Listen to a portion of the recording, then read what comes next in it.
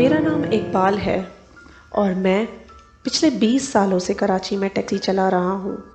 मैं कराची का चप्पा चप्पा जानता हूँ और सभी इलाकों से गुज़र चुका हूँ, मगर कराची में एक ऐसी जगह है जहाँ रात देर से मैं कभी नहीं जाता, और वो जगह है कारसाज रोड।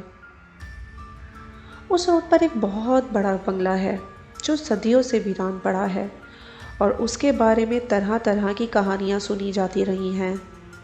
एक रात मैं आखिरी सवारी छोड़ के घर जा रहा था, तब मुझे एक सवारी ने रोका। वो एक लड़की थी जो बच्चों के साथ थी और कारसाज रोड जाने को कहा, तो मैंने उसे मना कर दिया। उसने कहा बच्चों का साथ है और रात बहुत हो चुकी है, आपकी मेहरबानी होगी अगर आप छोड़ दें।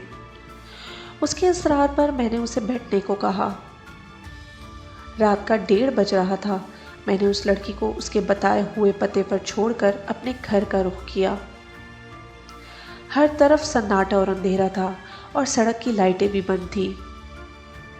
उस दिन हवा बहुत ज़ोरों से चल रही थी और ठंड भी बहुत थी।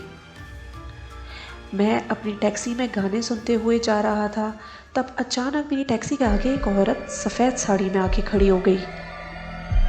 मैंने अचानक ब्रेक लगाया और टैक्सी से उतरा ताकि उससे माफ़ी मांग सकूं। जब मैंने उतर के देखा तो वहाँ कोई भी नहीं था। मुझे लगा शायद मेरी आंखों का धोखा था। मैं टैक्सी में वापस बैठ गया। मैंने टैक्सी स्टार्ट ही की थी कि अचानक एक बूढ़ी औरत मेरे दरवाजे के पास आके खड़ी हो गई और उसने मुझसे कहा थोड़ा आगे तक ले चलो भैया, और पीछे आके टैक्सी में बैठ गई।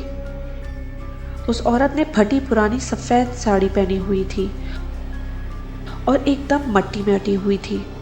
उसका चेहरा उसके बिखरे बालों में छुपा हुआ था। मुझे ये सोचकर अजीब लग रहा था कि रात के 2 बजे उस औरत को कहाँ जाना है। मैंने उससे पूछा, अम्मा कहाँ जाना है आपको? उसने जवाब में कहा, आगे एक कब्रिस्तान है, बस वहाँ तक। टैक्सी के शीशे से जब मैंने उसकी तरफ देखा तो उसकी आंखों में एक डरावनी सी चमक थी। जब उसके बाल उड़े तो उसका खौफनाक चेहरा देख के मेरी आंखें फटी की फटी रह गईं। मेरे जिस्म के रोंगटे खड़े हो गए और तब मुझे एहसास हुआ ये बूढ़ी औरत नहीं बल्कि एक भयानक चुड़ैल है। मुझे कुछ समझ नहीं आ रहा था, इसलिए मैं खामोशी से टैक्सी को तेज चला रहा था। एकदम से मेरी टैक्सी का टायर फट गया। मैं फौरन टैक्सी से उतरा और डरते डरते अपनी टैक्सी का टायर बदलने लगा।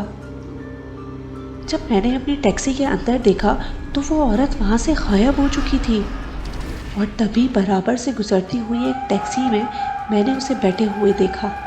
मैं अपनी टैक्सी ठीक करके जैसे तैसे उस इलाके से निकल कर घर पहुँचा तो मैंने सुकून का सांस लिया। अगले ही दिन मुझे अखबार की खबर से मालूम हुआ कि उस इलाके में एक टैक्सी ड्राइवर का एक्सीडेंट हुआ है और वो टैक्सी वही थी जिसमें वो बूढ़ी औरत बैठ के गई थी। इस किस्से के बाद मैंने कई और कहानियाँ सुनी कि कारसाज रोड पर ऐसे ही सफ़ेद साड़ी वाली एक बूढ़ी चुड़ैल रहती है जो अक्सर रात देर से निकलती है और लोगों को कब्रिस्तान जाने को कहती है। उस दिन के बाद से मैंने कभी उस रोड की सवारी नहीं ली।